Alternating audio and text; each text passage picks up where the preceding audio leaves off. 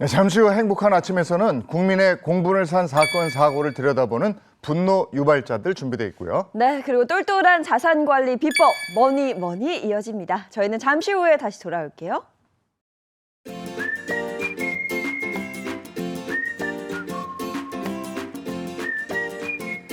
안녕하십니까. 행복한 아침 이재용입니다. 안녕하세요, 장예인입니다. 오늘은 6월 25일 화요일이고요. 한 번 취득하면 죽을 때까지 계속 가지고 있을 수 있는 면허가 있습니다. 의사 면허가 그렇다고 그럽니다. 의료 사고를 내서 환자가 죽어도 또 환자를 성폭행해도 그 의사 면허는 살아 있었다고 그럽니다. 네. 이거 어떻게 생각하십니까? 자, 오늘 분노 유발자들에서 이 얘기 좀 나누겠습니다. 네, 그리고 이어지는 머니에서는요, 은퇴 후에 파이어족이 되고 싶다는 그 사연과 함께 이야기 나눠보도록 하겠습니다. 자, 화요일의 행복한 아침 시작합니다.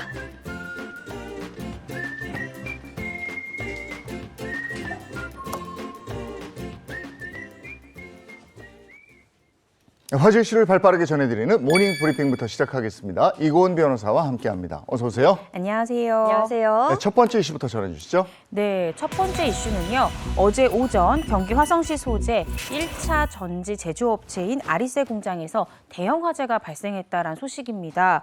오늘 오전 7시 기준으로요. 이 사망자는 22명, 실종자는 1명으로 집계가 되고 있습니다. 네, 정말 안타까운 일입니다. 사고 소식 좀 자세히 들어볼까요? 네, 경기 화성 소방서에 따르면요. 어제 오전 10시 31분경 이 화성시 서신면 소재의 아리셀 공장 세계동에서 화재가 발생을 했습니다. 소방당국은 화재 발생 4시간 40여 분 만에 큰 불길을 잡았고요. 구조대를 건물 내부로 투입을 했는데요. 이날 근무 중이던 작업자는 총 102명으로 이 화재 발생 당시 생사가 확인된 사람들 외에 21명이 실종 상태였습니다. 계속되는 수색 끝에 21명 모두가 건물 내에서 소사체로 발견이 됐는데요. 앞서 화재 발생 초기 60대 남성 1명이 전신 화상 및 심정지로 사망했기 때문에 총 사망자는 22명으로 집계가 되고 있습니다. 연락이 닿지 않은 직원 1명이 추가로 확인돼서요. 계속해서 수색 작업을 이어가고 있습니다. 그러면 아직 한 명의 실종자가 있는 거고 네. 사망자는 더 늘어날 수도 있다는 얘기네요. 네, 맞습니다. 이 소방 당국은요, 1층에 있는 근로자들은 전원 대피를 했지만 해당 건물 2층에 있는 근로자들이 차마 대피하지 못하고 큰 참사를 당한 것으로 그렇게 파악하고 있습니다. 실제로 숨진 채 발견된 사람들은요, 모두 공장 2층에서 발견이 됐고 이 수습된 사람들도 심하게 소사가 돼서 아직 신원을 특정하기가 어렵기 때문에 경찰에서는 계속해서 DNA 감식을 벌일 계획입니다. 네, 화재 원인은 밝혀졌나요? 네, 지금 원인을 밝혀내고 있는데요. 이 불은 3층짜리 공장 건물 2층에서 발생했습니다. 소방당국에서 파악하기로는 이 배터리셀 1개에서 화재가 발생했고 연쇄적으로 폭발이 일어난 것으로 추정을 하고 있습니다. 이 해당 공장에는 이 3만 5천여 개의 배터리셀이 있었기 때문에 이 초기에 이 구조대 진입에 좀 어려움을 겪었는데요. 특히 리튬 정지 같은 경우에는 한번 불이 붙으면 잘 꺼지지 않는 특성이 있습니다. 따라서 인명 피해가 좀 컸던 것으로 그렇게 지금 원인을 분석하고 있습니다.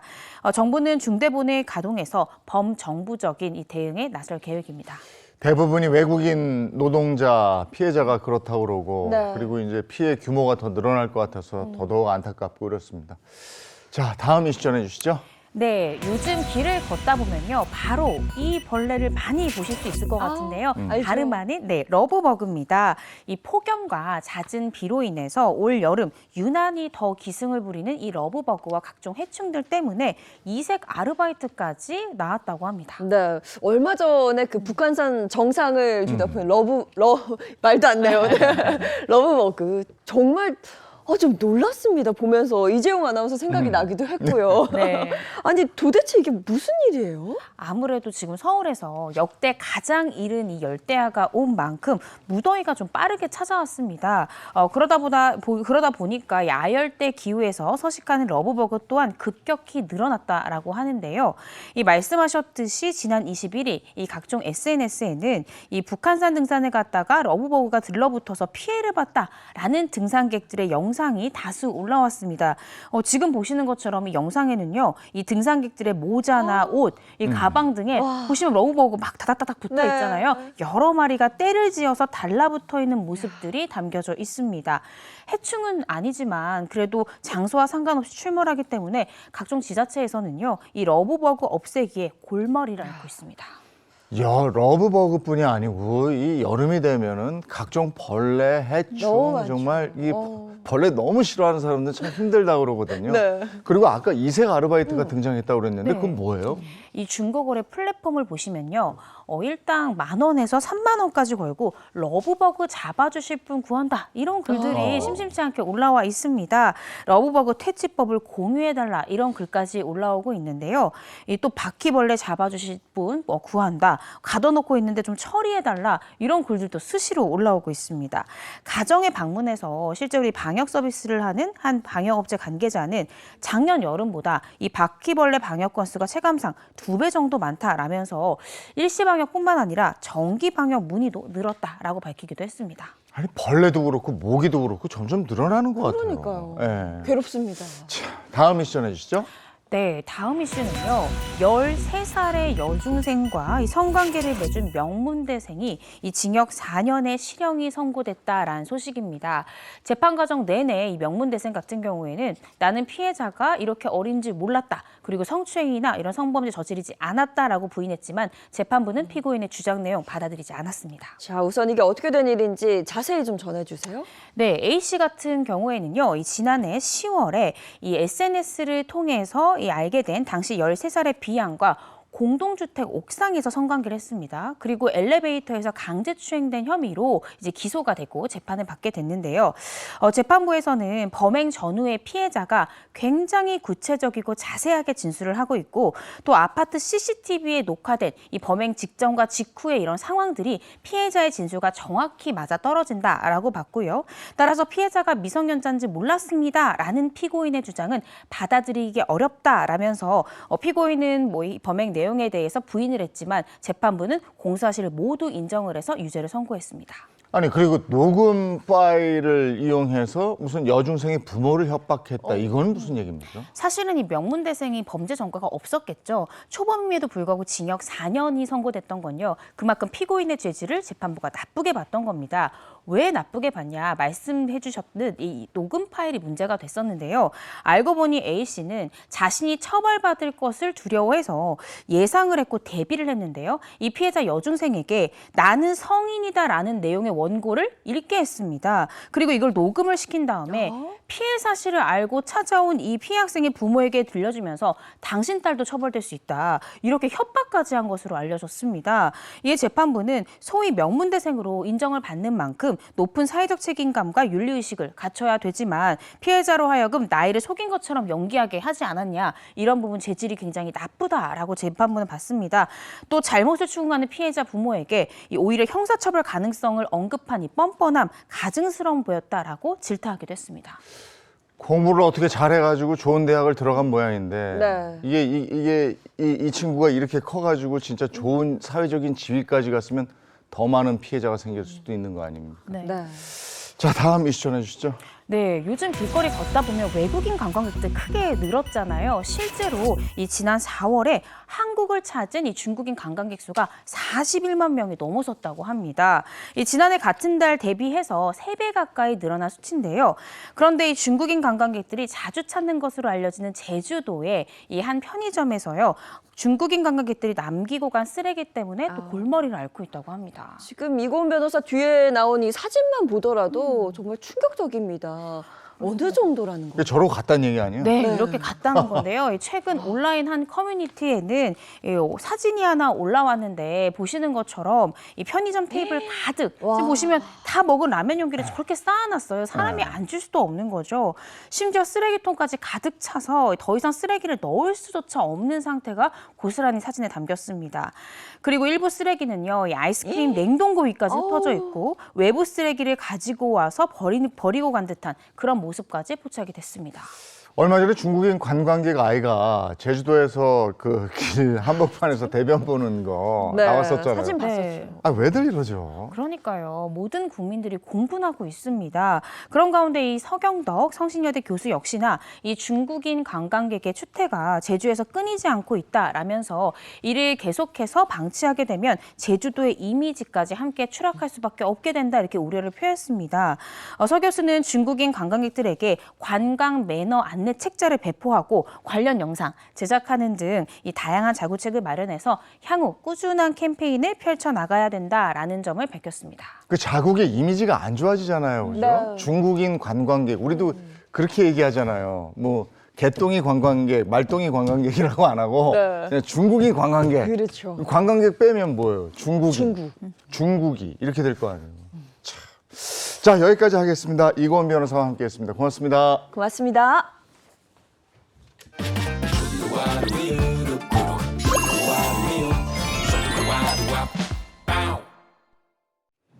이번에 특별한 행사 현장을 소개해 드릴 텐데요. 우리 쌀에 대한 거예요. 우리 쌀의 중요성을 알리기 위해서 열린 행사라고 그래요. 네, 맞습니다. 안 그래도 요즘 쌀 소비량이 줄어들고 있는 추세여서 그 어느 때보다 중요한 행사이지 않을까라는 생각도 드는데요. 쌀로 만든 다양한 음식도 있고요. 쌀의 중요성까지 행사장 분위기를 아주 생생하게 담아냈습니다. 한번 보시죠. 무더운 여름. 그동안의 더위에 입맛 잃은 사람들. 하지만 끼니를 거를 수는 없는 법. 결국 간편한 인스턴트 식품만을 찾게 된다는데요. 여름철 건강을 되찾기 위해선 밥을 먹는 것이 가장 중요하다고 합니다. 동의보감에도 나와 있는 쌀의 효능. 건강을 지키는 힘의 원천은 바로 쌀입니다.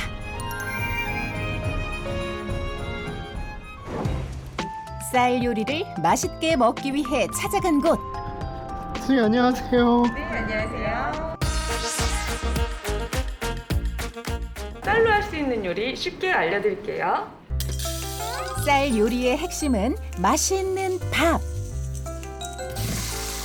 쌀을 씻는 것도 나름의 노하우가 필요하다는데요. 쌀알이 뭉개지지 않도록 너무 세게 주물르지는 않고요. 살살 주물러서 씻어주면 될 것 같습니다. 밥의 찰기와 윤기는 물론이고 최대한 부드럽게 쌀을 마사지하듯 헹궈주면 영양소 파괴를 최소화할 수 있습니다. 이탈리아의 주먹밥이라고 불리는 아란치니를 해볼 거예요. 먼저 양파와 당근, 고기를 잘게 다져 살짝 볶아주면 단맛이 배어나와 감칠맛을 주고 주먹밥을 만들어 고소한 치즈를 넣은 뒤 빵가루를 묻혀줍니다. 170도 기름에서 약 4, 5분간 튀겨주면 바삭바삭한 주먹밥이 완성되는데요. 보기에도 좋고 맛도 좋은 이탈리아식 주먹밥 완성입니다. 국내산 쌀과 고소한 치즈, 여기에 채소까지 곁들여져 풍부한 영양소를 섭취할 수 있는데요. 쌀로 만든 이색 요리로 남녀노소 모두의 입맛을 사로잡을 수 있습니다. 이번에는 하와이에서 많이 먹는 무수비라고 합니다. 이번엔 간편식을 만들어 볼까 하는데요. 먼저 얇게 계란지단을 붙여주고요. 아이들이 가장 좋아하는 햄도 굽고 탑을 쌓듯 밥과 햄, 계란을 담은 뒤 김으로 재료를 감싸주는데요. 간편하고 먹기도 편리한 무수비가 완성됩니다. 집에서 간단하게 만들 수 있는 유부초밥을 소개해드리도록 할게요. 아이들을 위한 음식, 유부초밥인데요. 부족한 영양소를 채워주기 위해 어묵과 양파를 넣어주면 이게 반대로 뒤집어서 꾹꾹 눌러주시면 단단하게 유부초밥을 만들 수가 있습니다. 영양소와 간편함 둘 다 잡은 유부초밥을 맛볼 수 있습니다. 쌀로 만드는 다양한 요리. 이렇게 국내산 쌀로 다양한 요리를 즐겨보시는 건 어떨까요? 오랜 시간 우리들 밥상에 자리 잡은 주식. 바로 쌀.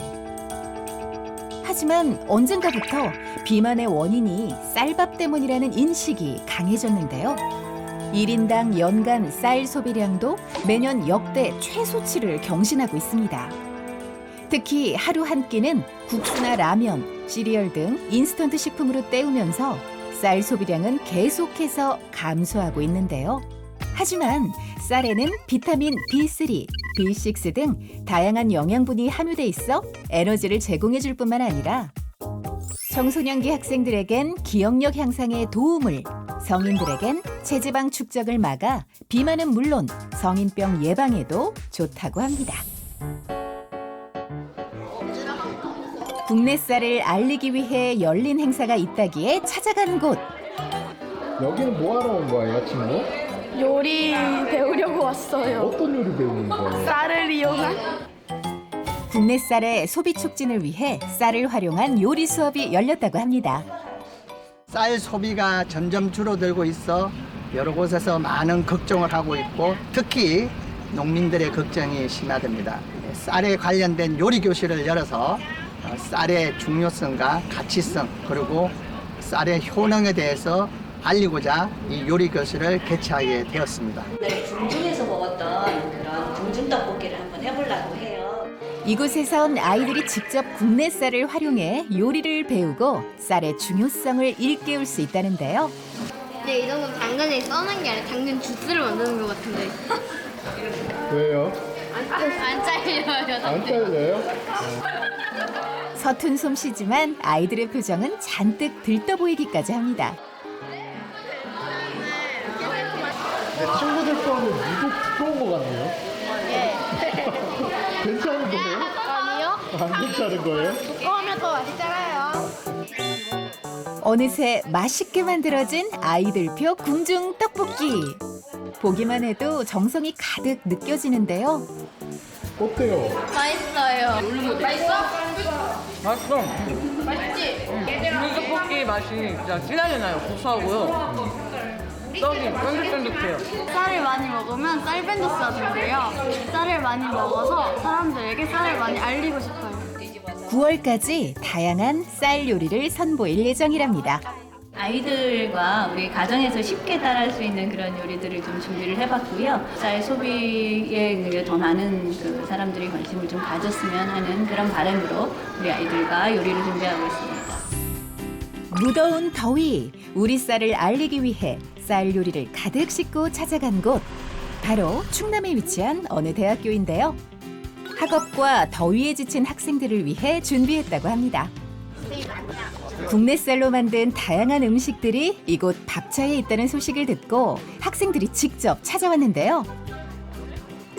덕분에 밥차 앞은 쌀로 만든 음식을 먹기 위해 줄 선 학생들로 어느새 가득 찼습니다. 회식을 업로드. 뭐라고 올리신 거예요? 냠냠. 냠냠냠냠. 네. 여기 해시태그도 있어요. 직접 SNS에 홍보까지.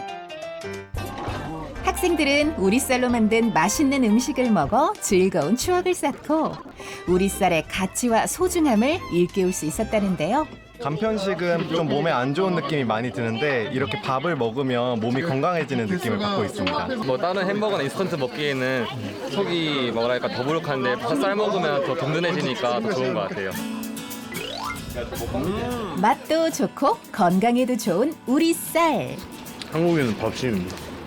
밀가루보다 당이 좋고 비타민 B가 풍부해서 면역력을 강화시켜주는데 큰 효과가 있습니다. 학생들이나 직장인들 또 어르신 모두가 이 쌀을 먹음으로써 그러한 효과를 보는데 큰 도움이 된다고 생각하고 있습니다.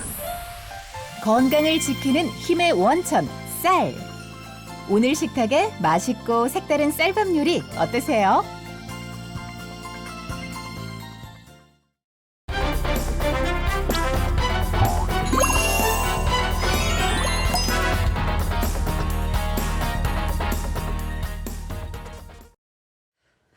범죄자들이 제대로 된 죄값을 치를 때까지 우리의 정당한 분노를 하나로 모아보겠습니다. 분노 유발자들 이고은 변호사 그리고 신인선 씨 소개합니다. 어서 오세요. 안녕하세요. 네, 어서 오세요. 전공의 이탈 후에 의료계 파업이 지금 넉 달 이상 가고 있습니다. 거기에다가 서울대병원이 집단 휴진을 거리했다가 닷새 만에 철회를 했어요. 어수선합니다, 지금까지. 네, 그동안의 의료 공백 사태로 인해서 환자들의 피해는 물론이고요. 심각한 재정난으로 병원들도 위기를 맞고 있다고 합니다. 이 와중에 일부 의사들의 범죄 행위가 의사에 대한 신뢰도를 더욱 떨어뜨리고 있는데 오늘 이 얘기를 좀 하겠습니다. 네, 자, 범죄를 저지르고도 버젓이 의사 생활을 계속 이어나가고 있는 사람들이 있습니다. 오늘의 분노 유발자들 바로 공개할게요. 자, 오늘의 분노 유발자입니다. 범죄에도 끄떡없는 의사 면허입니다. 대한민국 역사상 최악의 의료 사고 2014년에 일어났습니다. 고 신해철 씨 사망 사건입니다. 네, 2009년 모 방송의 그 다이어트 프로그램 때문에 위 밴드 시술, 즉 위상부에 조절형의 밴드를 넣어 섭취하는 이 음식의 양을 제한하는 시술을 받았던 고 신해철 씨는요. 2014년 10월 같은 병원에서 장협착 수술을 받게 되는데요. 이후 심정지가와 대학병원으로 옮겨졌지만 합병증으로 인해 열흘 만에 숨을 거뒀습니다. 장협착 수술 당시 환자의 동의 없이 또 다른 수술이 시행됐다고 하던데 어떻게 된 거였죠? 네, 분명히 장협착 수술을 받기로 했잖아요. 그런데 알고 보니까 이 위를 접어서 축소하는 위축소 수술을 한 것으로 밝혀졌습니다. 이에 대해서 수술을 담당했던 이 S병원 측에서는 어떤 주장을 했냐면 예전에 했던 위밴드 수술로 인한 유착 때문에 우리는 봉합 수술을 했다라고 주장을 했는데요. 하지만 이에 대한 유족의 입장은 달랐습니다. 고 신해철 씨의 아내에 따르면요. 당시 위를 접어서 축소하는 그 수술을 했으며 해당 수술에 대해서 동의를 한 적도 또 사전에 설명을 들은 적도 없었다는 겁니다. 또한 당시 수술 당사자인 남편이 동의 없는 수술을 한 것에 대해 크게 화를 냈고 또 거세게 항의를 했다고 해요. 네, 심지어 수술 직후에 배가 아프다고 환자가 호소를 했는데 여기에 후속 조치가 적절하게 이루어지지 않았다고 그럽니다. 당시에 통증은 수술 후에 나타나는 자연스러운 현상이라고 그러면서 진통제만 계속 처방하는 바람에 결국 제때 치료를 못 받는, 그러니까 치료 시기를 놓쳤다는 얘기죠. 그렇습니다. 고 신해철 씨 같은 경우엔 결국 심정지가 왔고요. 대형병원으로 이송이 됐습니다. 대형병원으로 이송이 돼서 확인을 해보니까 이 장천공으로 인해서 염증과 이물질이 벌써 심장까지 번진 그런 상태였다고 하고요. 결국에 신해철 씨 이 사건 발생 열흘 만에, 수술 후 열흘 만에 사망하고야 말았습니다. 당시 사망 원인을 두고 S병원과 유가족 측에 공방이 있었던 걸로 알고 있는데요. 어떤 부분이 쟁점이었죠? 그러니까 S병원 측에서는 이렇게 주장을 했습니다. 천공 같은 경우에 우리의 잘못이 아니다. 우리는 분명히 환자에게 금식을 하라고 지침을 내렸는데 환자가 이를 어기고 금식 상태를 유지하지 않았기 때문에 천공이 발생한 것이지 우리 과실이 아니었다라고 주장을 했고요. 그런데 유족들은 의사가 분명히 미으면 된다라고 설명했기 때문에 우린 섭취를 한 거고 무단 이탈이 아니라 퇴원 지시가 있었다라고 주장을 했습니다. 유족의 입장 한번 들어보시죠. 장협착 수술 당시 추가로 이루어진 수술이 어떤 수술이었고 그에 대해 동의를 구하였는지 수술 후 환자 상태에 대한 원장님의 판단은 어떠했는지에 대한 진실은 논란이 필요 없는 강 원장님이 스스로 가장 잘 알고 있는 바라고 생각합니다. 누구나 실수를 할 수 있고 실수는 용서할 수 있지만 이러한 사실관계에 대해 혹시라도 거짓이 있다면 그것은 고인과 유족들에게 또 다른 상처를 주는 일이 될 것입니다. 네, 결국 이 의사는 2심 선고 공판에서요. 징역 1년을 선고받고 법정 구속이 됐습니다. 아까 인터뷰에서 아내분이 손이 막 떨리시는데 가는 쪽 손으로 꽉 잡는 그 모습이 너무 마음이 아픈데요. 법원은요. 이 해당 장 원장의 의료 과실을 인정했고요. 뿐만 아니라 이 신해철 씨의 의료 기록을 인터넷에 올린 부분은 의료법 위반으로 봤습니다. 신해철 씨가 사망한 지 3년 반 만에 나온 판결이었습니다. 그런데요, 당시 그 신해철 씨의 집도인 강 원장은 재판 중에도 여전히 진료를 하고 있었다 그래요? 왜냐하면 이게 판결이 확정되어야, 재판 결과가 확정되어야 면허가 취소되기 때문인데요. 따라서 의사인 피고인이 1심 결과에 불복해서 항소하고 또 2심 결과에 불복해서 3심을 가면 대법원까지 판결이 확정이 되지 않기 때문에 계속해서 강 원장은 지금 이 사건처럼 진료를 이어갈 수 있었습니다.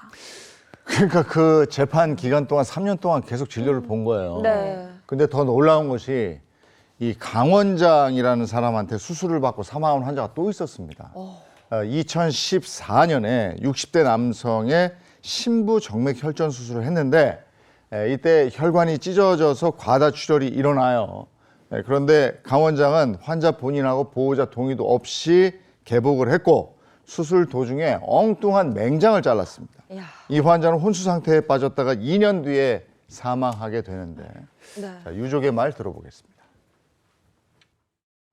신해철 씨한테 했던 패턴이나 되게 저희 아버지가 당했던 거랑 그런 게 너무 비슷해서 설마 그 병원 아니야 했는데 진짜 그 병원이었던 거예요. 정말 신해철 씨 의료사고랑 비슷한 것 같은데 혈전 수술을 받으러 갔는데 그것과 상관없는 맹장을 떼낸 거잖아요? 네. 환자의 동의 없이 개복을 한다는 게 말이 됩니까? 말이 안 되죠. 뭐 예를 들어서 환자가 뭐 혼수 상태였다라고 하면 당연히 환자의 보호자의 동의를 얻어야 되는 건데 환자도 또 그 보호자의 동의도 없는 개복 수술한다? 이거는 상식적으로도 말이 안 되지만 법적으로도 말이 되지 않습니다. 아무리 필요 없는 부분이라고 하더라도 작은 상처를 치료하더라도요. 환자 본인이나 이 보호자의 당연히 동의가 있어야 이런 거에 대한 진료나 치료가 가능한 겁니다. 동의 없는 개복 수술했다는 거 있을 수도 없는 일입니다. 네. 결국 같은 해 10월 고 신해철 씨가 사망하자 2015년 이 60대 환자의 가족은 손해배상 소송을 제기했고요. 2016년 이제 피해자가 사망했습니다. 유족들은 그 민사소송에서 승소를 해서 4억 원의 배상 판결이 났지만요. 저는 이게 가장 중요한 것 같아요. 강 원장의 의사 면허는 그대로 유지가 됐습니다.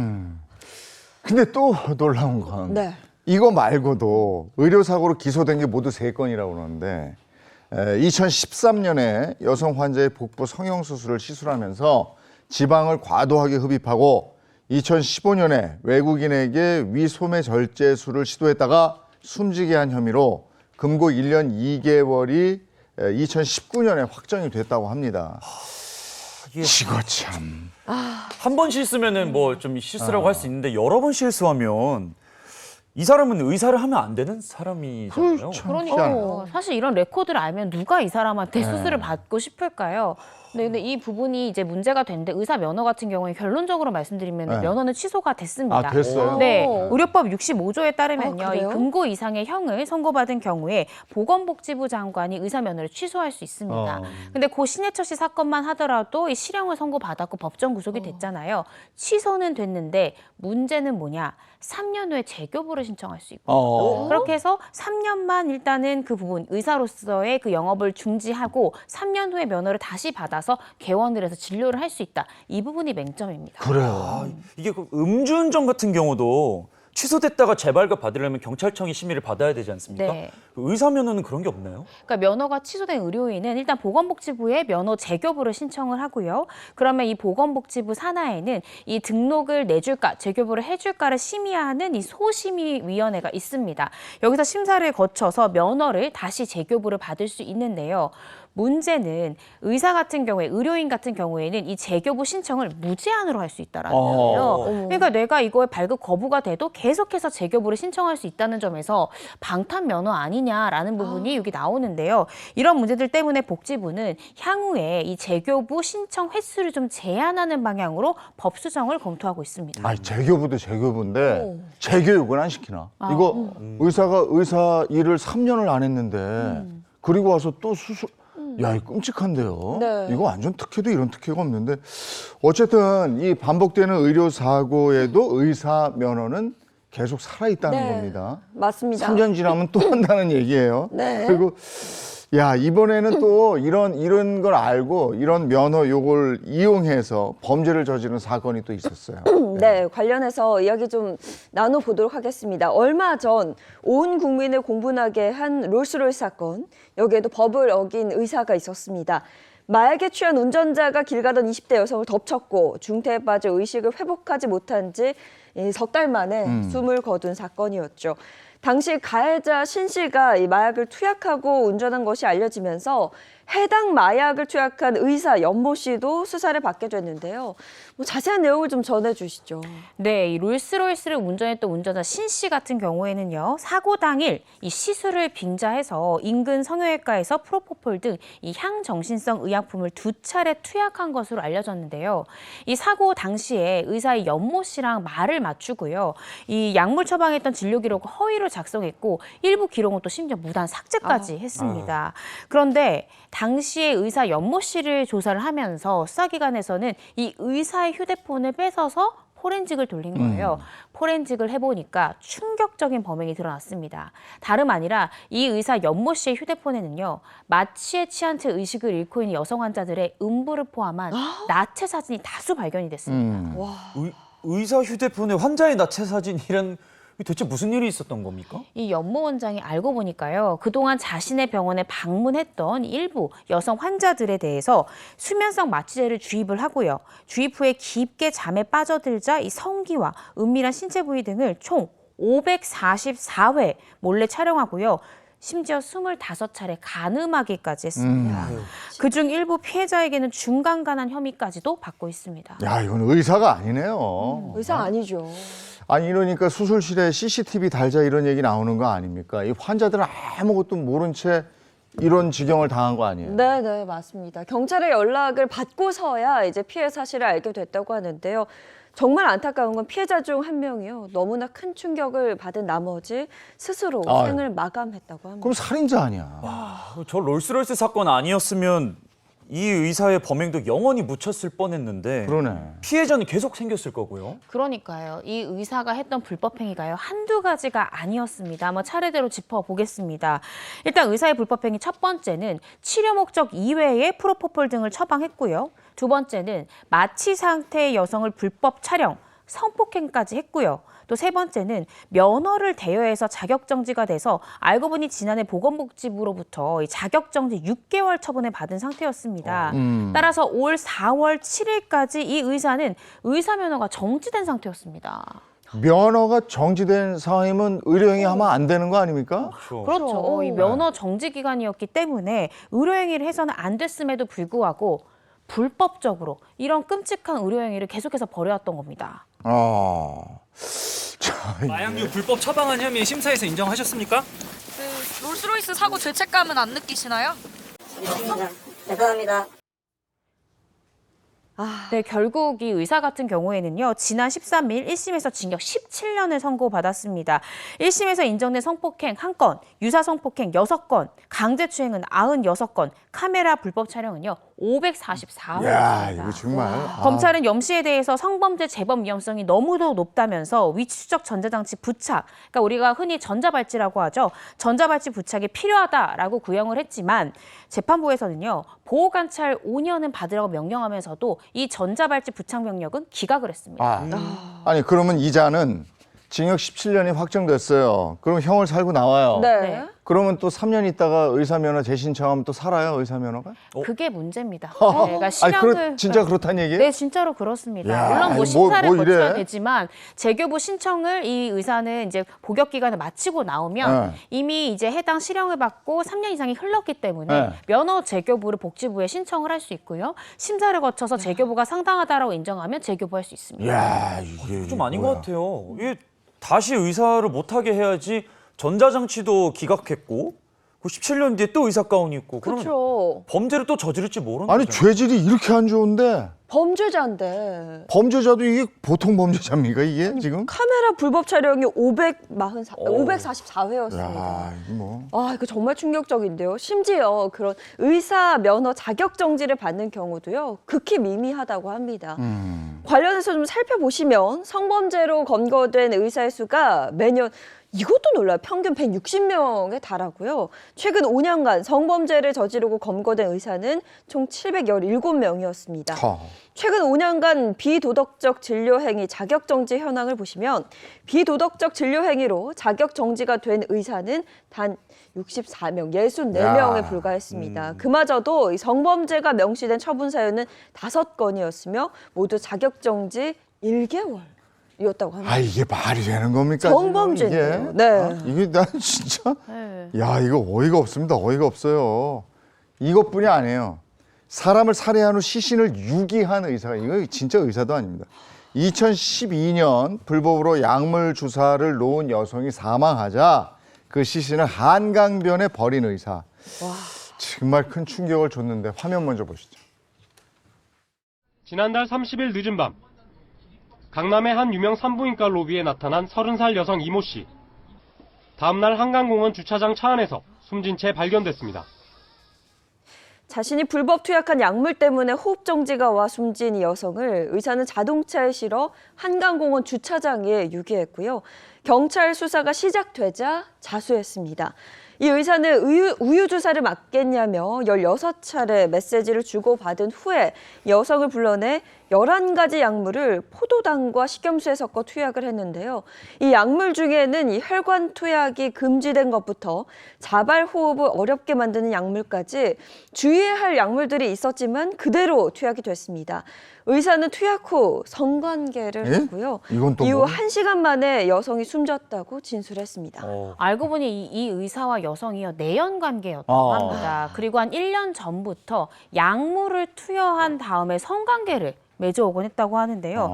사건 당시에 이 재판부는요, 살인이 아니라 업무상 과실치사 혐의가 적용이 됐습니다. 따라서 징역 1년 6개월, 벌금 300만 원이 선고가 됐습니다.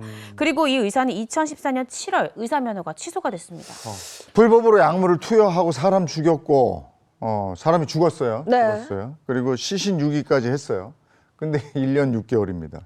이런 중범죄를 범한 의사들, 이 지금 처벌에 대해서는 어떻게 생각하십니까? 저는 이게 납득이 안 되는 게요. 제가 실제 사건을 이제 재판을 했던 검사로서 재판했던 사건 중에 간호조무사라는 사람이 약물 투여 금지된 약물을 이 남자친구한테 투약을 한 다음에 살인을 해서 이거는 살인죄가 적용이 돼 징역 25년형을 1심에서 받았거든요. 그런데 약물 투여가 금지된 약물을 이 여자친구에게 투약을 했고 그렇게 되면은 당연히 생명이 위태로워질 수 있다는 건요. 일반인들도 알지만 의사면 더 잘하지 않습니까? 인지하고 도 그런 범행에 나아갔다는 자체가 저는 살인행위다. 이게 어떻게 업무상 과실치사가 될 수 있는지, 왜 살인죄가 적용이 되지 않았는지, 혹시 의사라서 좀 재판부에서 이런 걸 고려했던 건 아닌지 여러 가지 생각이 드는 판결 내용이라고 할 수 있습니다. 당연히 면허 취소가 돼야 되고요. 말씀 주신 대로 사실은 의사도 아니잖아요. 이렇게 행동을 하는 사람이 다시 의사 면허 재교부를 신청할 수 있다는 것도 1년 6개월 살고 나와서 3년이 지나면 면허 재교부를 신청할 수 있다는 점에서 면허 재교부 심사를 조금 더 엄격하게 좀 적용을 해서 재교부 할지 여부를 좀 확실하게 좀 판단을 해야 되지 않나라는 생각이 듭니다. 이거 조금 더 엄격하게 아니고 매우 엄격하게 해야죠. 이런 인간들에 대해서는 매우 엄격하게 해야죠. 혹시 그 변호사는 어떤가요? 면허가 취소되면 다시 재발급을 받을 수 있나요? 받을 수는 있습니다. 근데 이제 의사와 또 다른 이 변호사를 비롯한 다른 전문 직종이 좀 차이가 있는데요. 일단 작년 11월에 새로 시행이 된 우리 소위 의사면허 박탈법이라는 게 새로 시행이 됐어요. 근데 이 시행 전에는 의사와 다른 전문직이 무슨 차이가 있었냐? 의사들 같은 경우에는 의료 사고에 대해서 이 실형을 선고받는 경우에만 면허가 취소됐어요. 근데 변호사를 비롯한 뭐 공인회계사나 다른 전문 직종은 뭐 어떠한 자기 분야에 대한 범죄가 아니라 모든 종류의 범죄를 다 통틀어서 금고 이상의 실형을 받으면 자격에 제한이 왔단 말이에요. 근데 왜 의사만 특혜를 주냐? 이건 문제가 있다라고 해서 작년 11월 의사면허 박탈법을 기준으로 해가지고 의사 또한 모든 범죄를 저질렀을 경우에 의사 면허에 영향이 갈 수 있게 이렇게 법이 개정이 됐습니다. 그래서 변호사 같은 경우에 말씀 주신 대로 금고 이상의 집행유예만 선고받더라도 의사 자격이 일정 기간 동안 정지가 되고요. 이후에는 이 심사를 거쳐서 역시나 변호사 또한 이 면허를 다시 발급받을 수 있습니다. 3년입니까? 조금 다른데요. 이 금고 이상의 형이 이제 집행유예를 선고받은 경우에 2년 동안 자격이 정지가 되고 만약에 실형이 확정됐다라고 하면 5년 동안 변호사 활동이 금지가 됩니다. 그러다가 다시 이제 변호사 신청을 하는 거예요? 네, 신청을 하면 이제 대한변호사협회에서 이제 심사를 하고 이거를 다시 재개를 해줄 거냐 말 거냐를 심사를 한 다음에 결정이 되는 겁니다. 네. 그리고 또 하나 믿기지는 않는데요. 마약에 중독되고 또 정신 질환이 있음에도 불구하고 버젓이 의료 활동을 하고 있는 그런 의사들도 있다고 합니다. 감사원에 따르면 최근 3년간 이 마약에 중독돼 치료 보호 조치를 받은 844명 가운데 의료인 면허를 유지하고 있는 의사 2명과 간호사 1명을 확인했다고 밝혔고요. 한 정신과 의사는 3년여간 치매 치료를 받으면서 6,300여 건의 의료 행위를 했다고도 합니다. 와, 생각보다 너무 심각한데요? 네. 이 말이 돼요, 이게? 그러니까 마약에 중독된 의사가 만약에 내 가족이 환자라면 마약에 중독된 의사에게 수술을 받거나 치료를 받고 싶을까요? 이걸 환자들이 사실은 알 수 없다는 점에서 문제가 심각하다라고 생각이 듭니다. 그런데요, 조금씩 이제 상황이 나아지고 있는 부분이 있습니다. 아무리 범죄를 저질러도 계속해서 의사 면허가 되살아난다라고 해서 이 철밥통 면허다라고 불렸던 의사 면허가요, 이 재교부 비율이 올해 20% 정도로 낮아졌습니다. 이 4년 전인 2019년도만 보시더라도 이 재교부율이 100%였어요. 100%. 그러니까 3년이 지나서 재교부 신청은 100% 다시 재교부가 됐다는 거죠. 그런데 지금은 20%까지 급감했습니다. 아무래도 범죄자가 버젓이 의사로 근무하는 데에 대해서 이 사회적 공분이 일어나면서 재교부 심사 구조가 좀 강화된 것 같습니다. 어쨌든 처음으로 의사 면허 재교부 거부 사례가 나왔다면서요? 네, 바로 앞서 저희가 설명을 드렸던 바로 이 시신을 유기했던 의사가 첫 재교부 거부 사안입니다. 이 의사는 아까 제가 설명드렸듯이 2014년 7월에 의사 면허가 취소가 됐잖아요. 3년이 지난 2017년에는 재교부를 신청을 할 수 있고 실제 신청을 했는데 복지부는 2020년도에 이 의사 다시 면허 재교부할 수 없다라고 거부를 하게 됩니다.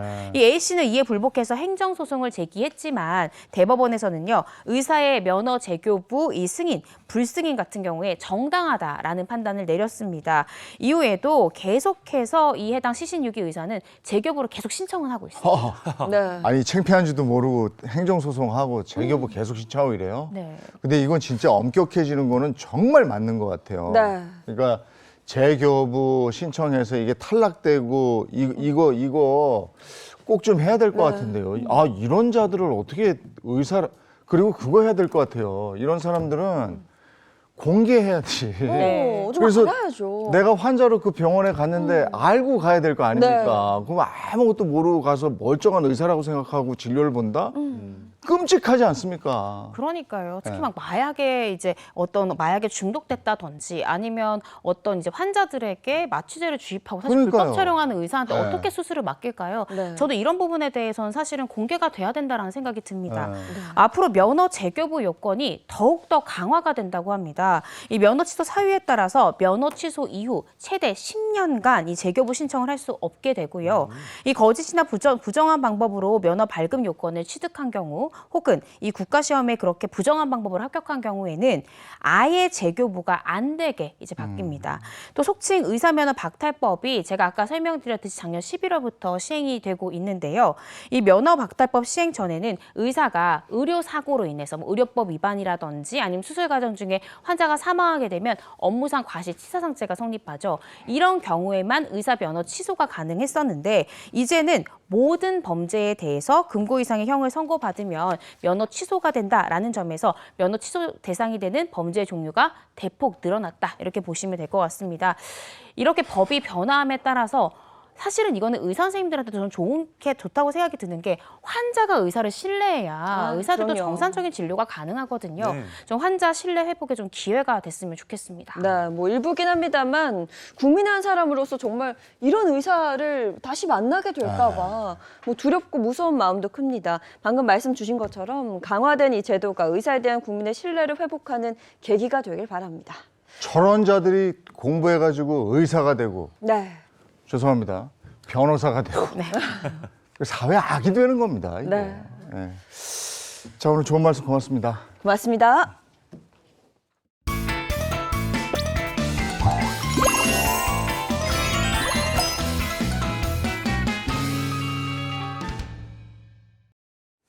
네, 행복한 아침 함께하고 계신 지금 시각이 8시 14분을 조금 넘어섰습니다. 자, 이번엔 돈에 대한 고민 풀어보죠. 머니 시간입니다. 네, 우리가 요즘 그 은퇴 이후의 삶에 대해서 지난 한 2주간 이야기를 쭉 나눠봤잖아요. 최대한 늦게까지 일을 해서 돈을 벌자. 뭐 평생 직장 이런 네. 말도 있는데 평생 은퇴하지 말고 끝까지 일을 하자. 뭐 이런 얘기를 나눈 그 반면에요. 얼른 돈을 모아서 조기에 좀 퇴직을 해서 경제적인 자유를 꿈꾸자. 이런 생각을 하는 분들도 많이 늘어나고 있다고 합니다. 그러니까 말이 경제적 자유지 한탕 하겠다는 거 아니에요. 불태우고. 네. 예, 김현우 소장님 모시고 얘기 나누죠. 어서 오세요. 네, 안녕하세요. 안녕하세요. 네, 반갑습니다. 네. 소장님은 뭐 아직 은퇴 전이시진 아니죠. 아직 멀었죠. 네, 아직 예. 멀었죠. 근데 만약에 은퇴하시고 나서 전으로 돌아가신다면 좀 은퇴를 난 늦추겠다라고 말씀하셨던 그 순간이 생각이 나는데 방금 이렇게 우리 이재용 아나운서님께서 말씀하셨을 때 한탕 하고 싶은 분들, 그 경제적 자유를 꿈꾸는 분들 있으시거든요. 생각만 해도 저는 기분이 좋아요. 그죠. 이게 2021년 코로나를 겪으면서 그때 뭐 주식이라든지 코인 이렇게 자산 가치가 급등하면서 그때 뭐 벼락거지라는 말도 생겨났잖아요. 한 번에 큰 돈을 벌다 보니까 소위 말하는 경제적 자유, 굉장히 아름다운 표현이죠. 그래서 그때 파이어족이라는 게 한때 유행을 했었습니다. 근데 네. 그게 이제 쭉 이어져 오면서 좀 구체적으로 나는 조기에 돈 좀 많이 모아가지고 회사 생활 지긋지긋한 부장님 월급 좀 안 보고 그러고 이제 자유를 누리고 싶다 네. 이런 분들이 좀 많이 늘은 것 같아요. 네, 오늘 아침 그 출근길에 전국 부장님들 눈물 흘리는 소리가 여기까지 들립니다. 자, 오늘은 빨리 퇴직하고 여유로운 삶을 누리고 싶다는 한 가장의 사연이 들어와 있는데요. 어떤 내용일지 오늘 인선 씨와 제가 연기운을 한번 불태워 보겠습니다. 보여주세요. 조기 퇴직과 파이어족을 꿈꾸는 30대 후반의 직장인입니다. 현재 공기업에 다니면서 월 500만 원, 600만 원을 받고 있는데요. 적은 월급은 아니지만 문제는 월급 인상률이 물가 인상률에 따라잡혀 해가 갈수록 임금이 삭감되는 효과를 누리고 있다는 겁니다. 그래서 그런지 요즘 엉덩이가 막 들썩들썩해요. 술 약속이라더니 웬일이야, 일찍 왔네? 비싼 데서 짧고 굵게 얻어먹고 왔지. 여보. 우리 부장님 코인으로 대박나서 퇴직하신 거 알지? 알지, 뭐 전세계 나라를 구하셨나 봐. 세상에 직장 그만두고 나니까 얼굴에 광이 나더라니까. 아침에는 PT하고 오후에는 골프 가고 분기별로 해외여행까지 간다. 에휴, 뭐 팔자 좋은 소리 하고 있어 진짜. 잠깐 들어봐봐. 남들도 하는데 우리라고 못할 거 있나? 우리도 몇 년 바짝 벌어서 파이어 하면 어떨까? 진짜 나 파이어 하는 걸 보고 싶어서 그래. 파이어 줘. 여보, 그거 뭐 아무나 하는 건 줄 알아? 아니야, 나 마음 크게 먹었어. 아니야, 그 마음 먹는 거 아니야. 먹는 거 진정해. 아니야. 아무튼 저 파이어 할게요. 나 550 벌지, 자기 250 벌지, 총 800원 되지? 아니, 우리 집이 대출이 반이지 숨만 쉬어도 400 나가. 무슨 소리 하는 거야 지금. 여보, 우리 건설적으로 생각해보자. 파이어. 참. 뭐 아내의 말도 일리가 있습니다마는 대출도 있는 데다가 아이는 크고 앞으로 들어갈 돈이 많겠죠. 만약에 조기에 퇴직하게 된다면 퇴직금은 적게 받겠지만 차라리 그 돈으로 제가 굴리면 어떨까 하는 그런 생각이 듭니다. 요즘 배당금으로 먹고 사는 은퇴족도 많잖아요. 저에게 꿈 같은 이야기일까요? 조기 은퇴를 꿈꾸는 파이어족에게 조언 부탁드립니다, 소장님. 요즘 파이어족 얘기 많이 들어요, 듣기는. 네, 오. 근데 이제 숨만 쉬어도 400이 나가는데 네. 이제 남편이 저런 소리 하면 아내는 속 터집니다. 네. 가슴이 답답해지는데. 그래도 뭐 경제적인 자유를 꿈꾸는 파이어족 누구나 한 번쯤은 뭐 상상은 해보셨을 것 같은데요. 근데 이게 제대로 된 준비 없이 뭔가 남이 그래서 이걸 보고 막 따라간다? 이건 정말 아닌 것 같거든요. 네, 그래서 꿈만 꾸고 있는 게 아닌가 싶은데 진짜 저 사연처럼 누가 주변에서 대박 나고 일 안 하고 막 돈 펑펑 쓰고 이런 거 보면 막 배 아프고 제 주변에도 몇 명 있거든요. 그런데 아까 소장님 처음 말씀하셨던 파이어족. 네. 저는 이거 약간 뭐 불났나? 불인가 했는데 파이어족이 정확하게 뭡니까? 이게 파이낸셜 인디펜던스 리타이어 얼리, 그러니까 금융적인 어떤 독립을 빨리 이루고 싶다. 경제적 자유를 빨리 얻어가지고 그냥 빨리 독립하고 싶다. 이게 사실은 뭐 미국에서 고소득층인 사람들이 일정 부분 돈을 모아서 사회에 뭐 봉사도 하고 그렇게 사회 환원하면서 생활을 하는 게 유래가 됐다고 하는데요. 우리나라에서는 사실 뭐 코로나가 딱 터지면서 자산가치 급등으로 인해서 놀고 먹는 그런 문화들이 아무래도 조금 더 부각되기도 하고 있습니다. 근데 어쨌든 핵심은 내가 열심히 내 몸을 굴려서 일하는 근로소득이 아닌 어떤 이제 자본소득으로 조금 더 경제적인 이 자유를 누리고 싶다라는 게 핵심일 것 같습니다. 그 미국 고소득 직종 사이에서 100만 달러 모아서 조기 은퇴하는 게 유행이었었는데 그럼 100만 달러면 지금 환율이 1,300원이니까 13억 정도 되네요. 정확히는 이제 환율이 벌써 1,388원까지 올랐어요. 그러니까 13억 8,800만 원 정도는 모아서 은퇴를 하는 게 파이어족이라고 볼 수 있습니다. 그러면 40대 늦어도 50대 초반에는 그 돈을 현금으로 들고 있어야 퇴직해서 먹고 살만하다는 건데 와 너무 많은데요. 그러니까 우리가 옛날부터 부자를 100만 장자 이랬는데 100만 달러가 있으면 가능하다? 이게 근거가 있는 겁니까? 그럼 13억 정도가 근거가 있는 거예요? 예, 이게 뭐 경제적 자유나 조기 은퇴 꿈꾸는 분들이 한 번쯤은 들어보셨을 숫자입니다. 100만 달러라는 게 이제 뭐 4%의 법칙 혹은 25배의 법칙 여기서 온 거거든요. 그러니까 쉽게 얘기해서 본인의 1년 생활비의 25배만큼의 현금을 갖고 있으면 은퇴가 가능하다라는 겁니다. 예를 들어 1년에 나는 4천만 원 써. 25배면 10억이잖아요. 그 10억에 대해서 4%씩 매년 쓰게 되면 결국은 이제 4천만 원이니까 원금은 그대로 두고 평생을 놀고 먹을 수 있다. 이런 거에서 나온 근거라고 생각하시면 될 것 같습니다. 그래서 100만 달러라는 얘기가 나온 거고요. 하지만 이건 사실 뭐 우리가 공적연금, 그러니까 국민연금 같은 공적연금이라든지 아니면 다른 자산 이런 건 전혀 고려하지 않았고 또 원금은 전혀 줄어들지 않는다. 이런 걸 전제하에 갔기 때문에 사실 뭐 100만 달러가 반드시 있어야 된다라고만은 볼 수가 없습니다. 13억 없어도 되는 거죠? 아우 다행이다. 일단 이분이 30대 후반이라고 하셨고 자, 조기 은퇴가 가능할지 뭐 빠르면 6년, 길면 10년을 보고 있다고 했는데 자세히 좀 들여다보도록 하겠습니다. 왜 제 목이 메죠? 자, 한번 볼까요? 네. 자, 이분의 현재 자산을 한번 체크를 해보겠습니다. 우선 남편분이 월 550만 원 정도의 실수령 소득이 있으시고요. 아내의 월급은 실수령의 기준 250만 원입니다. 부부 합산 800만 원 정도의 월 소득이 있으니까 연으로 따지자면 약 1억 원 정도 조금 못 되는 돈이라고 보면 될 것 같은데요. 여기에 이제 금융자산 모아놓은 게 7천만 원 정도, 그리고 8억짜리 자가 아파트가 있는데 대출이 절반, 4억 원. 이렇게 보시면 될 것 같습니다. 파이어족으로 살려면 13억이라고 얘기했는데 네. 이 13억이라는 거는 사는 집 제외하고 그렇죠. 현찰로 그렇죠. 굴릴 수 있는 13억이잖아요. 네. 이 부분은 아직 좀 아닌 것 같은데. 네, 아직 멀었죠. 금융상품 7천만 원 하고 그다음에 뭐 주택에 대한 거 아파트 8억 원에서 또 부채를 제외해야 되니까 지금 현재 기준 순자산은 4억 7천만 원 정도입니다. 네. 1년 생활비 25배라고 그러셨잖아요. 네. 그러니까 뭐 부족하긴 부족해 보여요. 그죠? 맞습니다. 지금 당장 은퇴하시는 게 아니잖아요. 예. 네. 근데 길게 보면은 이분이 10년 바라보신다 그랬거든요. 네. 근데 이게 저도 그렇고 이분도 그렇고 또 사연이니까 도움은 드려야 되잖아요. 그렇죠. 10년 후에 어떻게 될지 사실 알기가 어려운데요. 뭐 당장 그만두신다는 게 아니니까 그동안에 더 벌 수 있겠죠. 뭐 6년이든 10년이든 더 벌 수 있는데 퇴직을 희망하시는 그 시점에 이 순자산이 얼마나 되는지 이 화면을 보면서 같이 한번 얘기를 나눠보도록 하겠습니다. 일단 6년 뒤에 퇴직을 하신다고 가정을 했을 때 예상되는 퇴직금은 약 2억 원 정도 되고요. 만약 한 달에 지금처럼 뭐 150에서 200만 원 가량 저축을 유지를 하신다면 현금성 자산은 지금 7천만 원에서 앞으로 6년 뒤에는 1억 7천 내지는 한 2억 2천 정도 모을 수 있다고 생각이 됩니다. 그리고 대출도 계속 갚게 되시잖아요. 그러니까 조금씩 갚아 나가서 6년 뒤에 대출 원금 잔액을 보면은 좀 줄어들어 있겠죠. 지금은 4억이지만 9천만 원 정도 상환을 해서 3억 1천만 원 정도 남을 겁니다. 그렇게 되면 6년 뒤에 순자산은 8억 7천만 원에서 많게는 한 9억 2천 정도로 예상이 됩니다.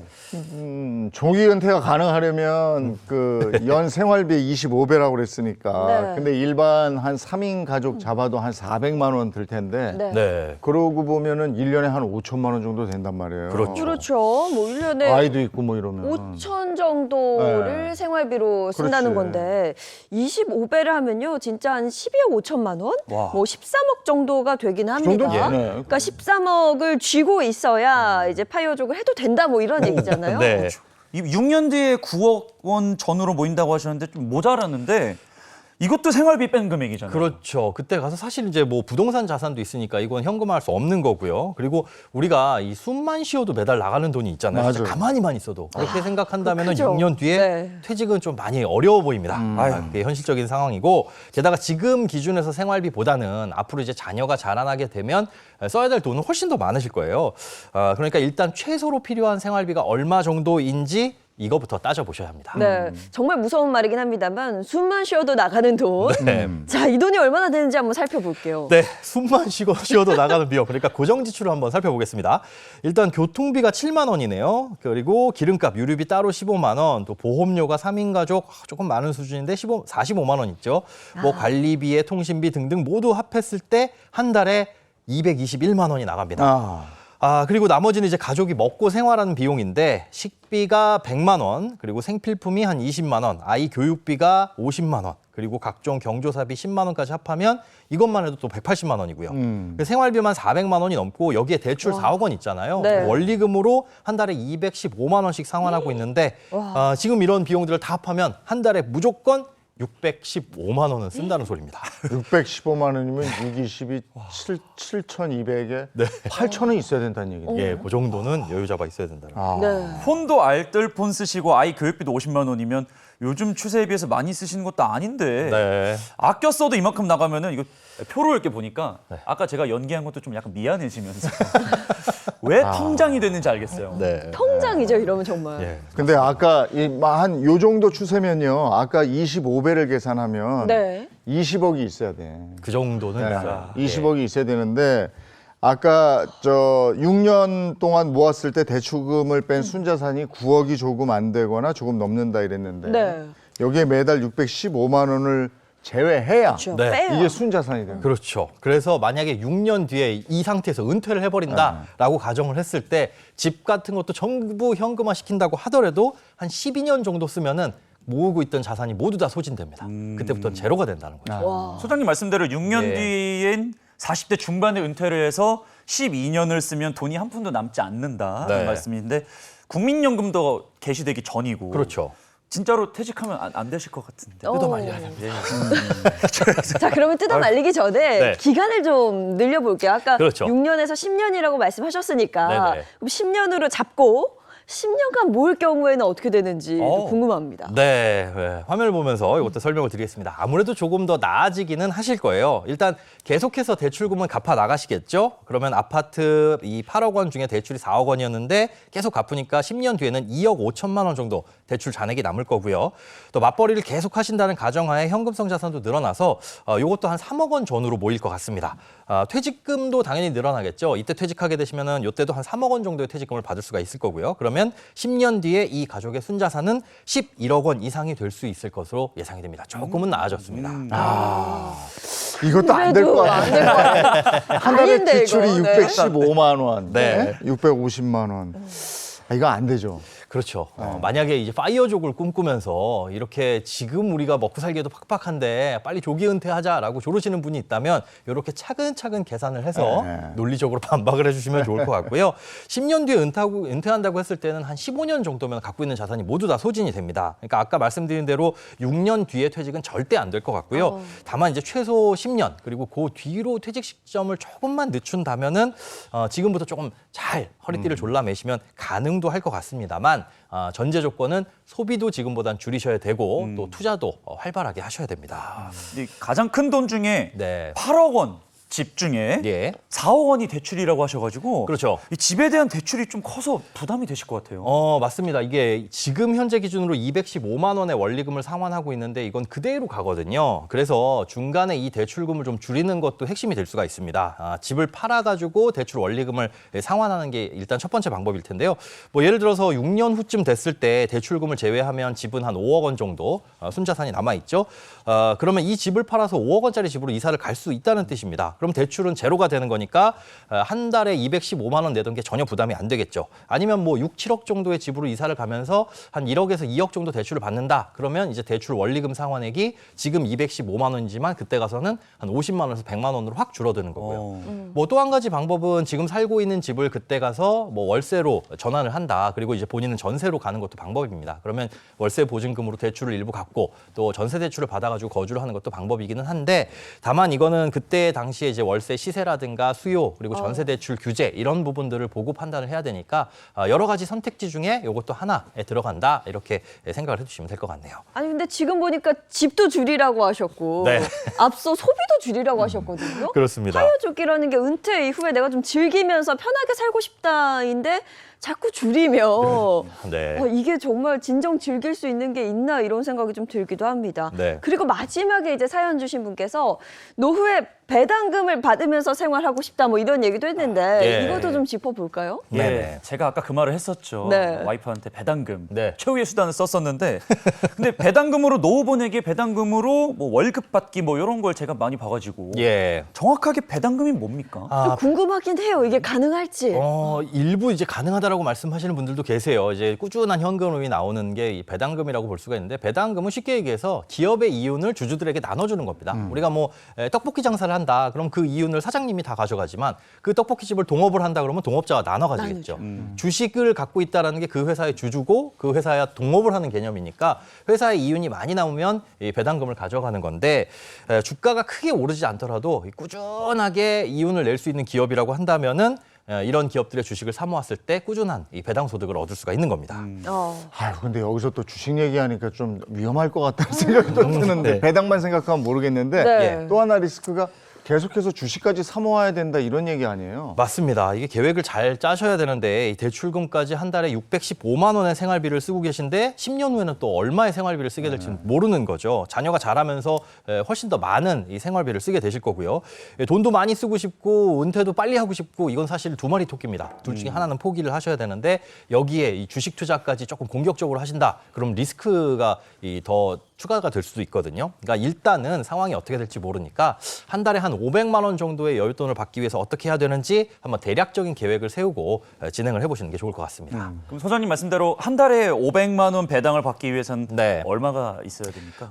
보통 이제 배당금은 1년에 한 번 내지는 2번 들어오는 게 일반적인데 그 배당 수익률이 6에서 8% 정도면 나쁘지 않은 수준이라고 말씀을 드려요. 그러니까 100만 원을 투자했다 그러면 1년에 한 6만 원에서 8만 원 정도 배당금으로 받을 수 있는데 배당 수익률을 한 7%라고 가정을 했을 때 2억 원 정도면 한 달에 116만 원 정도 배당금이 들어오게 되고요. 여기서 이제 세금을 떼게 되면 한 100만 원 정도가 수중에 들어옵니다. 결론적으로 세후 월 500만 원을 배당 수익을 얻기 위해선 9억 원에서 한 11억 원 정도가 필요하다고. 9억에서 11억 원 정도의 주식을 가지고 있어야 되는 거 아니에요? 네. 아니 집은 따로고요. 아, 이거 위험한데. 아니 그러니까 10년 동안 돈을 야금야금 모아서 10억 원 전후의 돈을 이제 주식으로 불안불안한데. 이게 가능할까요? 네, 소장님.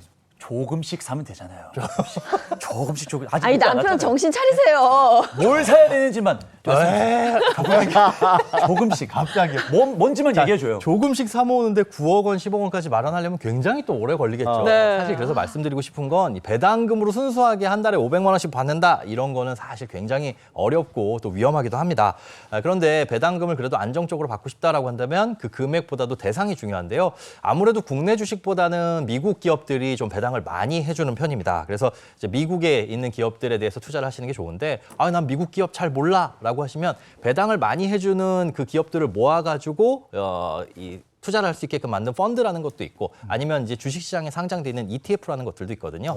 이런 것들에 투자하시게 되면은 뭐 대표적으로 배당금 많이 받을 수 있는 것들이긴 한데 이것도 일단 주식이기 때문에 당연히 원금 손실의 위험이 있다. 그렇게 생각을 하시고 공부는 충분히 하신 다음에 조금씩 사 모으시더라도 천천히 하셔야 됩니다. 결국은 주식 공부도 해야 되고 이 불로소득이라고 다 공짜는 아닌 것 같네요. 그렇죠. 네, 아니 우리 다 알잖아요. 세상에 공짜는 없습니다. 맞습니다. 네, 뭐 공부도 해야 되는데 그럼 배당 소득으로 이제 퇴직 후에 주요 소득을 취하겠다 할 경우에는 방금 말씀 주신 것처럼 배당주 ETF. 네. 요거 제가 메모했거든요. 예, 요거를 요런 사 거- 나가야 되는 거죠. 이런 거 이제 공부를 하셔야 되는데 그렇다고 지금 배당주 ETF를 사시라는 말은 아닙니다. 네. 이런 걸 사 모으는 게 그나마 분산 투자를 할 수 있어서 약간의 위험을 줄일 수 있다는 건데 여기에서 또 우리가 생각을 해봐야 될 게 있습니다. 만약에 배당금을 500만 원 받는다? 그럼 이걸 500만 원을 다 받는 게 아니라 얼마를 제하고 받게 되는데요. 여기에서 퀴즈 드릴게요. 자, 배당금에 영향을 주는 두 가지가 있는데 이 두 가지는 뭘까요? 배당금을 받으면 네. 네모가 나간다. 네모가 나간다. 이거는 뭐 그거 아니에요? 당연히 세금 나가겠죠. 세금이죠. 네. 세금과 네모는 뭘까요? 긴 네모. 세금.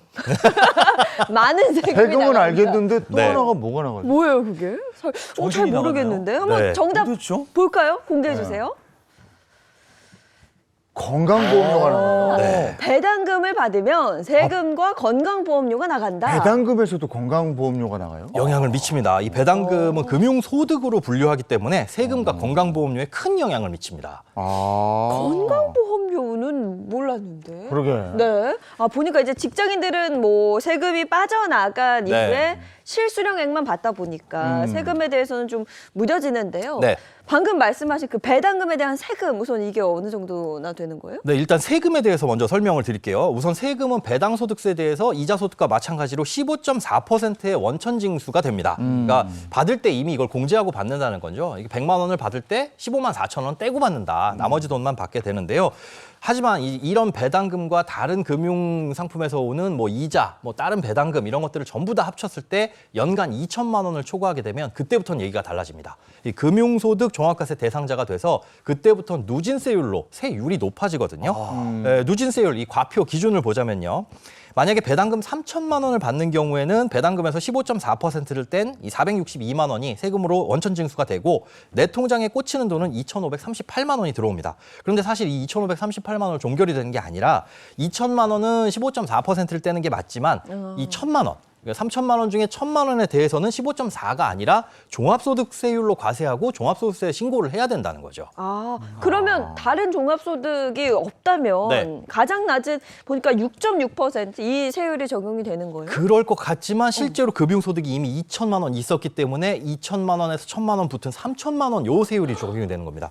그렇게 따지면 원래 2천만 원에 대해서 15.4%가 아니라 16.5%의 세금을 내야 되니까 우리가 종합소득세 신고를 하게 되면 한 1.1%포인트 정도의 세금을 더 내야 된다는 거죠.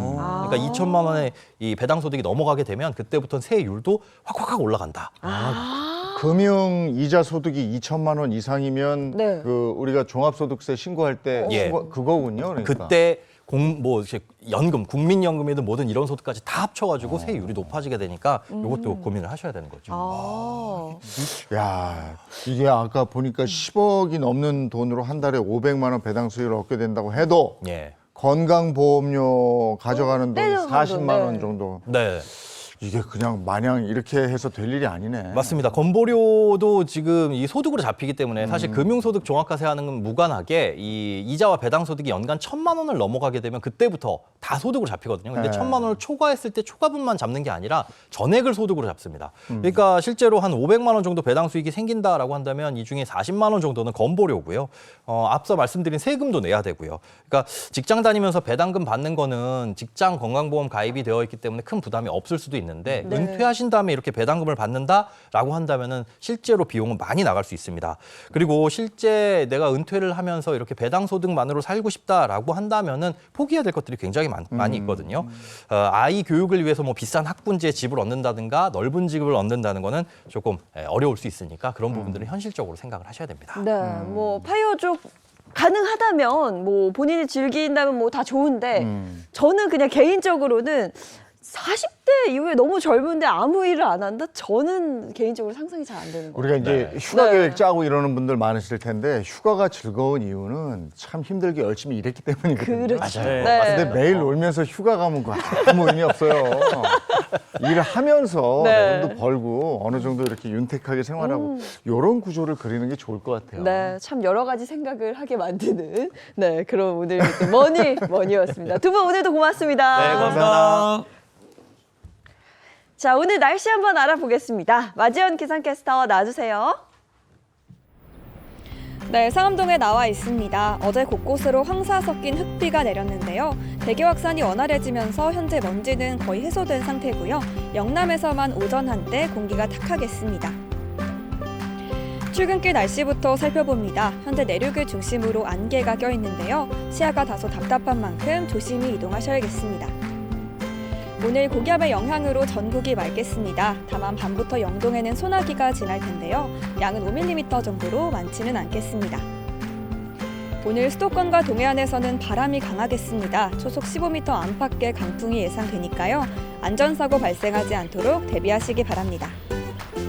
오늘 낮 기온은 어제보다 조금 낮겠습니다. 북서쪽에서 찬 공기가 유입됐기 때문인데요. 서울은 27도, 대구는 29도에 그치겠습니다.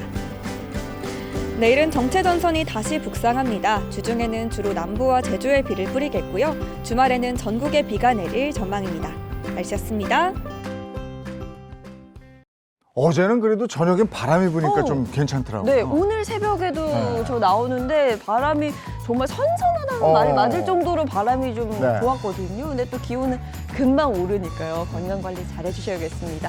좋은 하루 보내시고요. 저희는 내일 아침 7시 30분에 다시 돌아올게요. 행복한 아침, 행복한 하루 되십시오. 고맙습니다. 고맙습니다.